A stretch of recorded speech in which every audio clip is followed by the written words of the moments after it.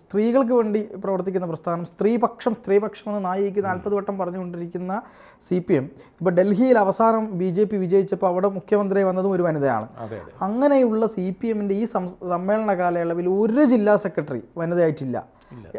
അത് എന്നിട്ടും ഇവർ ഈ വനിതാപക്ഷം എന്ന് പറഞ്ഞുകൊണ്ടിരിക്കുന്നത് എന്താണ് എന്നുള്ളതാണ് ചോദ്യം.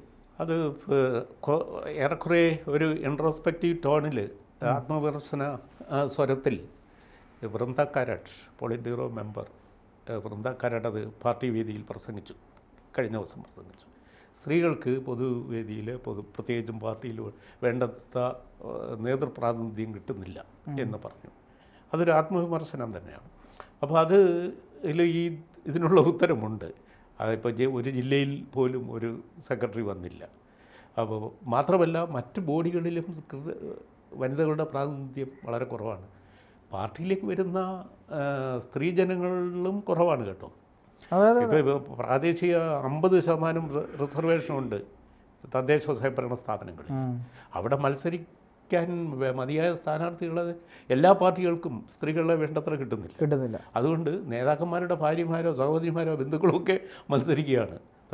കഴിഞ്ഞ ദിവസം സത്യപ്രതിജ്ഞ ചെയ്യാൻ ഭാര്യ ജയിച്ചു വന്ന സീറ്റിൽ സത്യപ്രതിജ്ഞ ചെയ്തത് പ്രോക്സിയായിട്ട് ഭർത്താവാണ് എന്നുവരെ കേട്ടു. അപ്പോൾ അത്തരം അവസ്ഥാവിശേഷം പാർട്ടിക്കുണ്ട്.